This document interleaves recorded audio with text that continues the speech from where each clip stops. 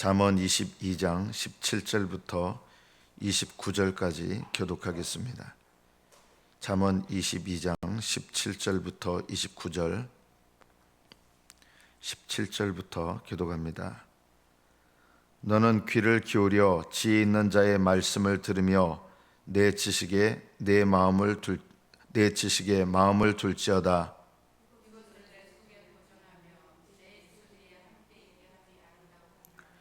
내가 네게 여호와를 의뢰하게 하려 하여 이것을 오늘 특별히 네게 알게 하였노니,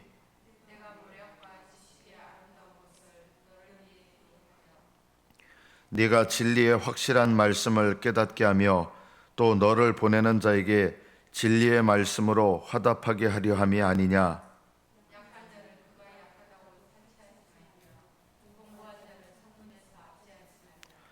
대저 여호와께서 신원하여 주시고 또 그를 노력하는 자의 생명을 빼앗으시리라.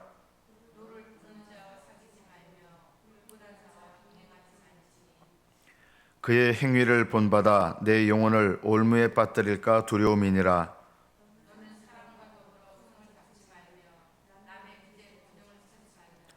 만일 갚을 것이 내게 없으면 내 누운 침상도 빼앗길 것이라. 내가 어찌 그리하겠느냐. 내가 자기의 일에 능숙한 사람을 보았느냐. 이러한 사람은 왕 앞에 설 것이요 천한 자 앞에 서지 아니하리라. 여기까지 받들어 읽겠습니다. 오늘 말씀 중에 가장 중요한 말씀은 나의 지식에 마음을 둘지어다.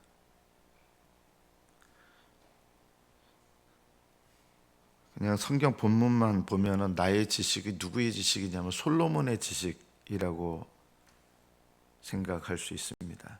그런데 솔로몬은 하나님의 아들이신 예수님을 상징하는 인물로서 성령이 감동하셔서 잠언을 기록하게 하신 것입니다. 그래서 이 나의 지식은 솔로몬의 지식으로 해석할 것이 아니라 솔로몬을 진정으로 나타내시는 예수님이 주시는 말씀. 그러니까 내 지식은 누구에 관한 지식입니까? 예수님에 관한 지식입니다. 구약 성경인데 그렇게 읽을 수 있습니까? 얼마든지 읽을 수 있습니다. 여기서 내 지식은 예수님을 아는 지식입니다. 이것을 네 마음에 둬라. 그럼 예수님을 아는 지식이 뭘까요? 지식적으로 예수님을 아는 것을 말하는 것 아닙니다.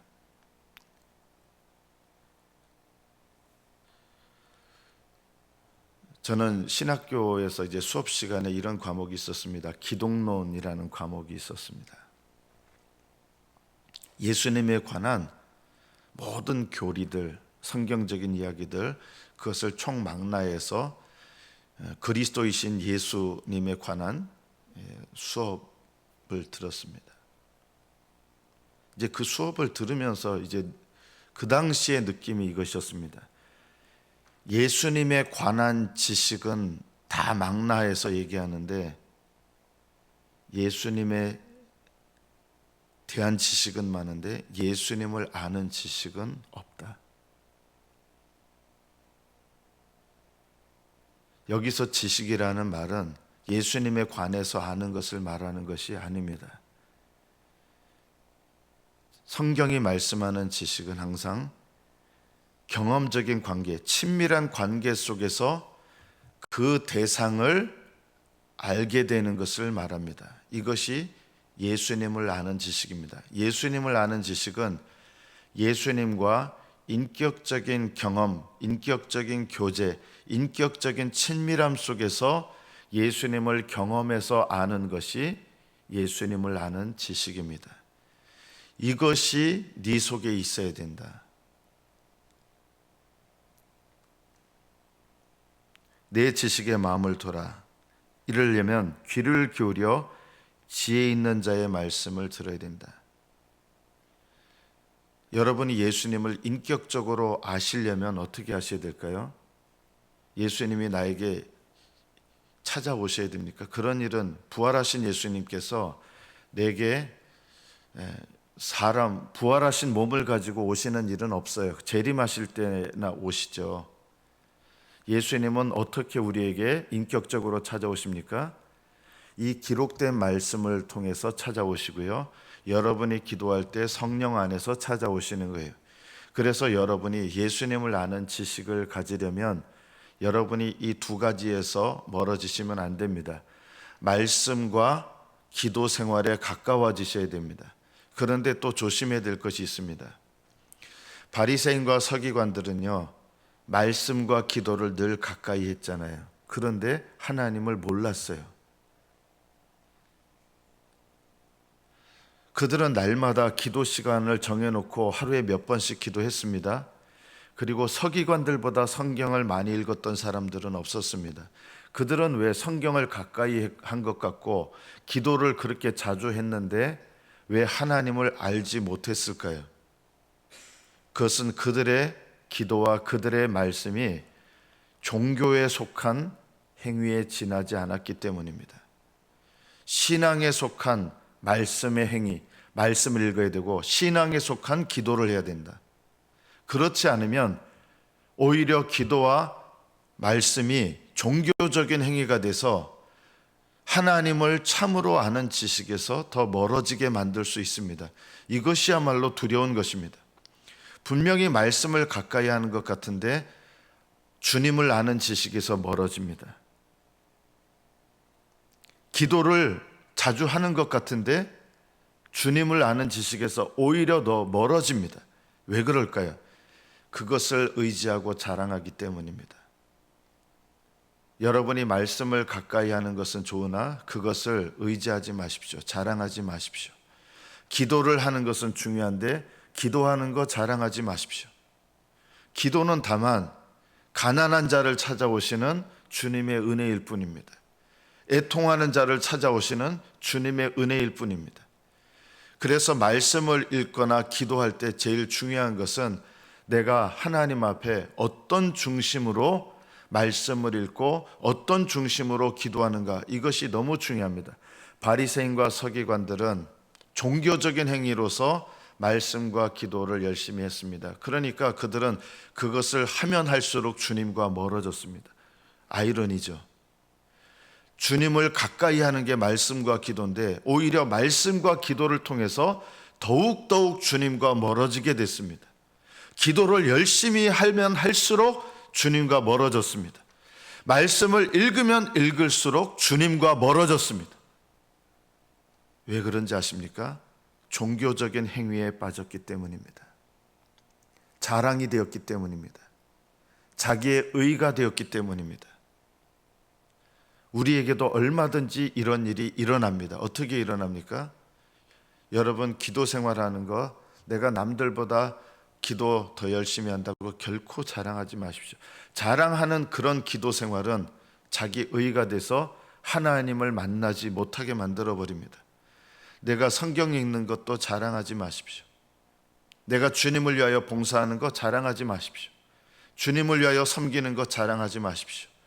그것이 은연중에 나의 자랑이 되고 내가 남들보다 더 이 일에 열심을 하기 때문에 내가 나의 이 뿌듯한 자랑이 되는 순간 그 열심들이 자기 의가 되면서 자기 의가 내 속에 쌓이게 됩니다. 하나님을 아는 지식이 내 속에 거하는 게 아니라 자기 의가 내 속에 거하게 돼서 하나님을 더 만나기가 어렵게 됩니다. 기도하는 것 같은데 주님을 못 만납니다. 말씀을 부지런히 읽는 것 같은데 주님을 못 만납니다. 이것이 바로 지식이 없는 것입니다. 너는 귀를 기울여 지혜 있는 자의 말씀을 들으며 귀를 기울여야 됩니다. 가난한 심령이 돼야 귀를 기울일 수 있습니다. 예수님께서 이 땅에 오셨을 때 가장 종교적인 열심을 냈던 사람들은 예수님의 말씀이 하나도 들리지 않았습니다. 전혀 들리지 않았습니다. 그리고 귀를 기울일 생각조차 안 했습니다. 너는 귀를 기울여 말씀을 들으라. 내 지식에 마음을 둘지어다. 이것을 나의 지식을 너의 속에 보존해라. 내 속에 어떻게 지식을 보존합니까? 예수님을 친밀하여 경험으로 아는 것을 내 속에 두는 겁니다. 날마다 이것을 잃어버리지 않도록 애쓰는 것입니다. 이게 신앙생활입니다.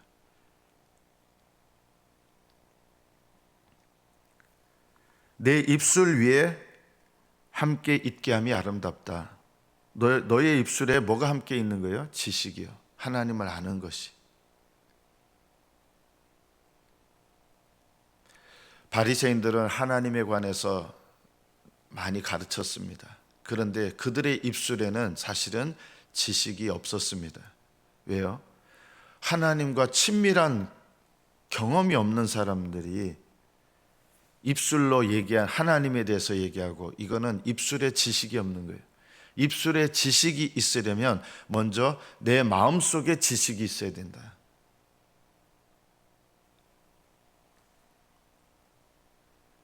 내 마음속에 지식이 있어야 내 입술 위에 지식이 함께 있게 되는 것입니다.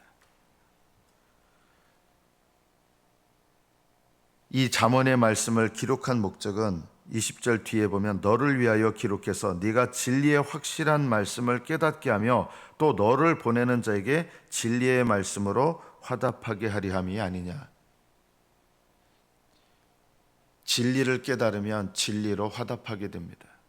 깨달으면 화답합니다. 우리가 쓰는 용어로 말한다면 해석이 되면 적용이 됩니다. 그래서 적용이 없는 해석은 쓸데없는 해석에 지나지 않습니다. 우리는 해석만 하고 적용을 하지 않습니다. 진리의 말씀으로 화답하는 것, 이것이 지식을, 올바른 지식을 갖는 비결입니다.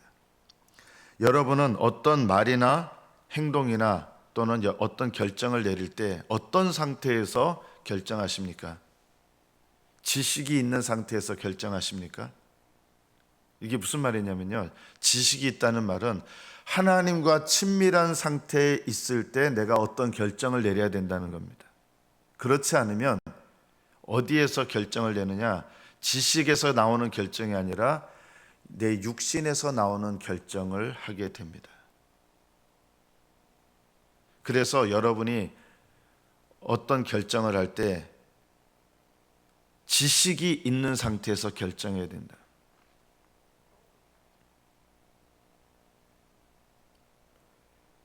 이제 새벽에 내려오기 전에 아내하고 가끔 이제 얘기를 하는데, 제 아내가 이제 저한테 이런 얘기를 했어요. 당신이 하나님과 묻고 하나님의 인도하심을 받으면, 쉽게 얘기하면 한마디로 그래요. 인도하심을 받으면서 지금 그 결정을 했습니까? 라고 묻는 거예요. 그래서 보니까 그냥 아닌 거예요. 제 생각에 옳은 대로 나는 이게 옳다고 생각한다고 했는데, 문제는 뭐냐면 하나님과 친밀한 상태에서 내가 그 결정을 하거나 어떤 생각을 하거나 그런 게 아닌 거예요. 그러면 그것은 어떤 결정을 해도 지식 있는 결정은 아닌 것입니다. 여러분이 중요한 인생의 순간순간마다 결정을 내리는 건 여러분이 물론 합니다. 여러분이 결정을 하는데 그 결정을 해야 될 때 제일 중요한 조건이 뭐냐? 지식이 있느냐라는 것입니다. 여기서 말하는 지식은 하나님과 친밀한 교제 속에서 하나님께로부터 나오는 진리의 말씀을 내가 깨닫고 듣는 이런 영적인 친밀함 속에서 내가 어떤 생각과 말과 행동과 결정을 하느냐라고 하는 것이죠. 내 지식에 마음을 둬라. 지식이 있는 가운데서, 주님과 친밀한 가운데서 결정하는 것이 아니라면 그 결정을 내려놓고 하나님과 친밀한 관계를 먼저 회복하셔야 됩니다. 우리들 대부분이 이 지식이 없는 상태에서 내가 내 인생의 중요한 어떤 것들을 결정하니까 결국 하나님은요, 어떻게 하시느냐? 놀랍게도요, 그냥 내버려 두세요. 내 마음대로 결정하면 내버려 두세요. 우리 생각은 하나님이 다 간섭해 주시고 지켜주시고, 그 지켜주시는 것은요, 하나님을 의지하는 자를 하나님이 붙드시고 지키시는 거지, 내가 내 마음대로 고집하고 결정하면 하나님은 어떻게 하시느냐? 그냥 내버려 두세요. 그리고 나중에 우리가 이렇게 합니다. 왜 그때 안 막아주셨어요? 그렇게 하면 안 되는 거예요. 하나님은 우리를 지켜주시고 붙드시고 인도하시지만 항상 우리가 이것을 염두에 둬야 됩니다. 지식이 있는 상태에서 주님과 친밀한 교제 속에서 주님의 인도하심을 따라 내가 결정하는가, 이것이 우리의 인생을 결정짓는 일에 가장 중요한 요건입니다. 대부분 어떻게 결정하는지 아세요? 지식이 없는 상태에서, 저는 이런 경우를 많이 들었어요. 제가 이 결정을 내리기 위해서 기도를 많이 했습니다. 제가 솔직하게 이제 그런 얘기를 하신 분들 중에는 이제 저의 얘기를 듣는 분들이 없죠 지금요. 근데 제가 이 얘기를, 혹시 이 방송으로 이 설교를 듣는다면 이 얘기를 꼭 드리고 싶어요. 지식이 없는 상태에서 아무리 기도를 해도 지식으로부터 나오는 결정은 불가능합니다. 그들이 많이 기도했다고 하는데 그 많은 기도 속에 지식이 있는 게 아니에요. 그냥 내 생각을 가지고, 기도하는 자리에서 내 생각을 가지고 내 뜻을 가지고 하는 거예요. 20시간을 기도하든 100시간을 기도하든 내 뜻을 가지고 기도하면 그 기도 속에서는 하나님의 선하신 뜻이 나타나지 않습니다.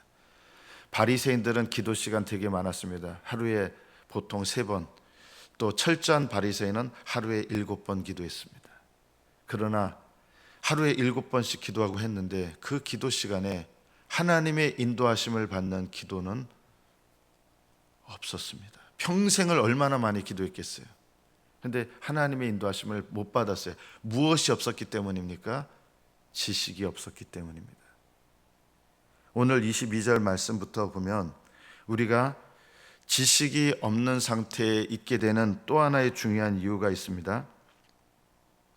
내가 동행하는 사람이 누구인가 라고 하는 것입니다.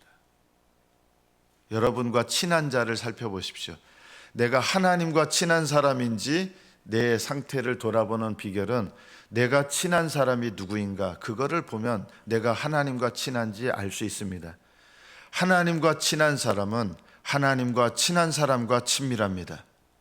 하나님과 친하지 않은 사람들은 하나님과 친하지 않은 사람과 친밀합니다.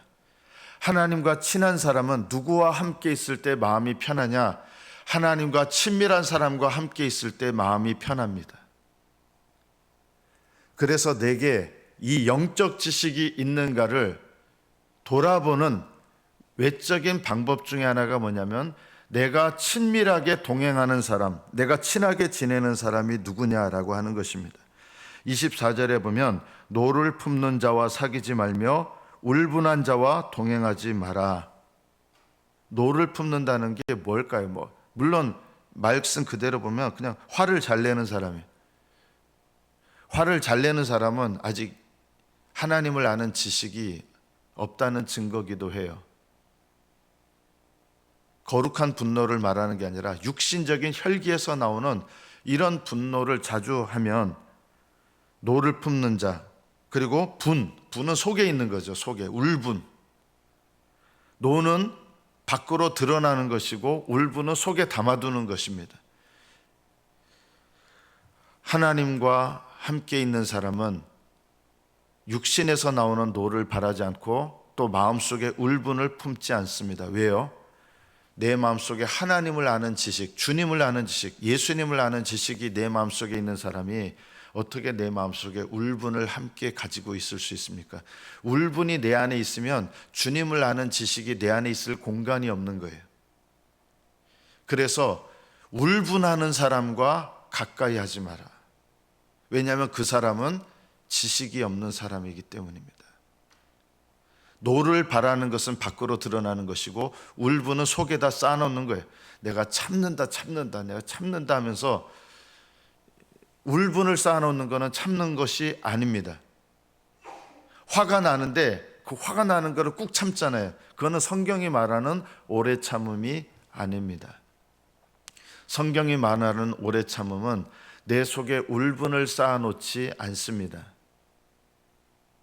우리는 속에다가 울분을 막 쌓아놓으면서 내가 오래 참는 사람이라고 생각해요. 그건 참는 게 아니고요, 쌓아놓는 거예요.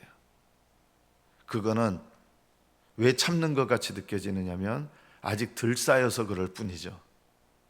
울분이 쌓여서 더 이상 쌓을 공간이 없어지면 그때 일어나는 일이 있습니다. 그때까지 쌓여있던 모든 울분이 한꺼번에 다 폭발하는 거예요.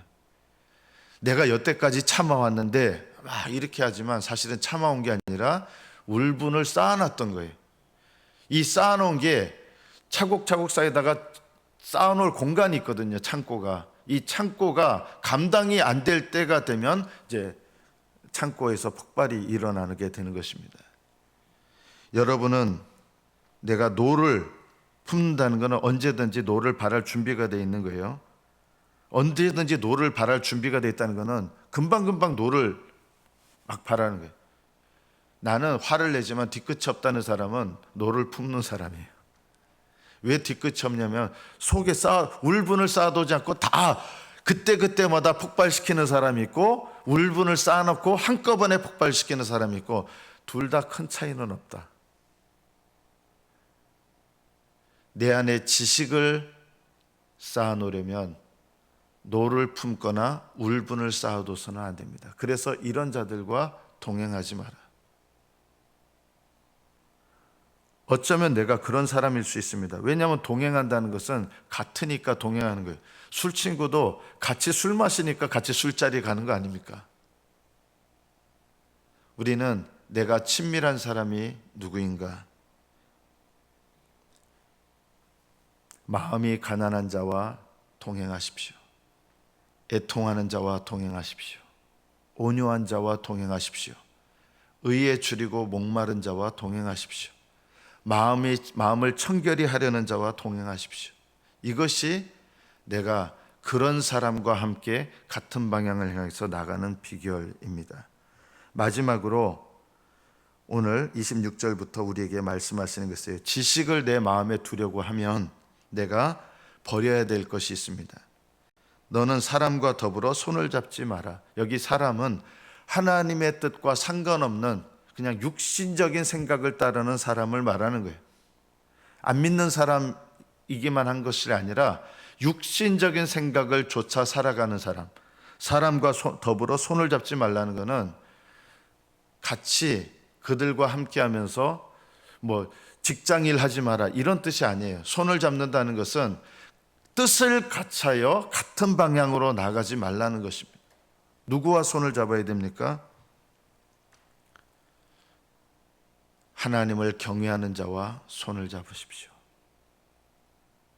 하나님을 사랑하는 자와 손을 잡으십시오. 사람과 더불어 손을 잡는다는 것은 같은 마음으로 뜻을 합한다는 거예요. 그러지 마십시오. 남의 빚에 보증 서지 마라. 빚 보증 서지 말라는 말씀도 되는 거예요, 1차적으로는. 그런데 진짜 말씀은요, 영적인 차원에서 우리가 이 말씀 읽어야 되거든요. 성경은 하나님 말씀이기 때문에 남의 빚에 보증 선다는 게 뭡니까? 여기 빚이라는 말은 항상 성경에서 죄라는 말에 같은 말입니다. 빚과 죄는 같은 단어입니다. 남의 빚에 보증 서지 말라는 거는 우리가 이런 거 있잖아요. 너무 염려하지 마. 하나님이 다 우리 죄 용서하셨어. 이러면서 죄를 범하는 사람을 그냥 하나님 다 용서하셨다고, 염려만, 너 구원받아. 이게 빚보증 서는 거예요. 지금 범하고 있는 잘못에 대해서 이거 하나님께서 싫어하셔. 이거 회개해야 돼. 이렇게 해야 되는데 염려하지 마. 그래도 하나님 너 구원하셔. 너 구원받았잖아 하면서 자기가 보증 서주는 거예요. 이렇게 빚보증 서주시는 분들이 얼마나 많은지 몰라요. 지금 내가 그 사람한테 얘기해야 될 거는 회개하라는 말씀을 전해야 되는데, 하나님께서 우리의 모든 죄를 다 용서하셨기 때문에 너 구원에서 떨어지지 않아. 죄를 회개해야 될 말씀을 전해야 되는데 구원에서 떨어지지 않아. 이런 게 빚보증 서주는 거예요. 그리고 남의 죄에 함께 참여하는 게 빚보증 서주는 거예요. 그 사람이 나 때문에 격려함을 얻는 거예요. 자기의 잘못된 행동에 대해서 책망을 받아야 되는데 책망해 주는 게 아니라 같이 이렇게 마음을 같이 하면서 괜찮아 괜찮아 하면서, 이게 빛보증서 주는 거예요. 죄에 대해서 용기를 갖게 만들어 주는 거예요.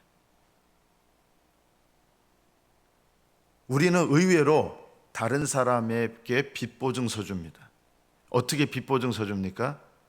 저 빛보증서 준 일 없는데요. 다른 사람이 어떤 죄를 범하는 것을 내가 보잖아요. 그러면 하나님 앞에 내가 말해줘야 되는데 그걸 말해주지를 못해요. 왜냐하면 그 사람한테 말해줬다가 내가 무슨 욕을 받을지 모르니까, 또 관계가 깨질까 봐, 이런 것 때문에 말을 못해요. 그래서 그 사람이 자기의 잘못된 행동에 대해서 암묵적으로 내가 말을 하지 않음으로 인해서 깨우침을 받지 못하는 거예요. 그러면 어떻게 되느냐? 그 사람의 죄에 내가 함께 참여하는 자가 되는 거예요. 이게 빛보증이에요. 내가 그 사람의 죄에 대해서 하나님의 성령 안에서 사랑하는 마음 가운데서 말을 해줘야 되는데 그 말을 못 해줘서 그 사람이 그 죄된 행동에 대해서 제지하지 못하고 계속 그 죄된 행동을 하게 만든다 그러면 이게 바로 빛보증 서주는 일입니다. 지나온 저의 이렇게 목회의 삶을 보면 목자로서 저는 빛보증을 너무 많이 서줬어요. 성도들에게 빛보증을 너무 많이 서줬어요. 지나와 보면 그게 너무 두려워요. 하나님 앞에 가서 너무너무 혼날 일이 많구나. 빛보증을 너무 많이 서줘가지고 사랑하는 마음으로 깨우쳤어야 되는데 내가 그 말을 하면 내가 입게 될 손해, 내가 겪어내야 될 예상되는 어려움들, 내가 그 말을 하면 오해를 해서 친밀한 관계가 깨지지 않을까, 이런 말들 때문에, 이런 생각들 때문에 말하지 않고 넘어가요. 이게요, 빛보증해 주는 거예요. 오히려 정말 사랑한다면 사랑하는 마음으로 권면하는 것이 진짜 사랑하는 거예요.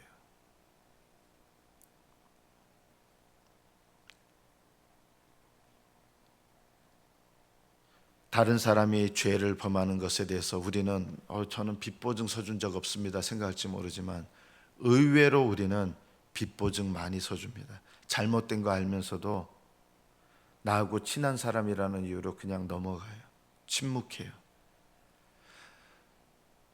침묵하는 것도 빛보증 서주는 겁니다. 남의 죄에 함께 참여하는 거예요.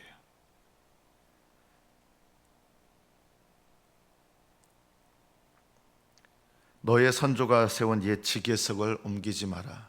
지계석은 이스라엘 백성들은 조상적부터 정해진 땅이 있거든요. 유다 땅은 어디서부터 어디까지, 그리고 각 집마다 땅이 있어요. 우리나라하고 달라요. 그래서 남의 땅을 샀어도 50년이 지나면 희년에 다 돌려줘야 돼요. 이게 뭐냐면요, 땅은 하나님 거라는 거예요. 이스라엘 백성에게 50년 동안 맡겨줬기 때문에 남이 어려워서 팔아도 50년째가 되면 다 돌려줘야 되고 원주인에게로 다 돌아가야 되는데 진짜 원주인은 하나님이란 뜻이죠. 그래서 그 땅의 경계를 세워놓는 게 지계석이거든요. 지계석을 옮기지 말라는 거는요, 여러분 각자에게 주신 하나님의 질서와 여러분 각자에게 주신 경계가 있어요. 경계석, 그거 넘어서지 마라. 저는 청년 때부터도 보니까 지계석을 옮긴 적이 많아요. 하나님이 정해놓으신 지계석이 있었는데 그거를 제 마음대로 옮겨놓는 거예요.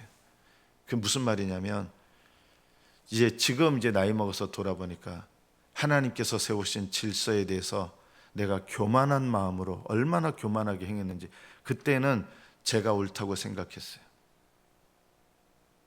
나는 옳은 일을 하기 때문에 옳은 일을 한다고 생각하면서 지계석을 막 제 마음대로 옮긴 거예요. 하나님께서 정해놓으신 경계석을 넘어가서 제가 막 옮겨놓은 거예요. 여러분 가정 안에서 지계석을 옮기지 마십시오.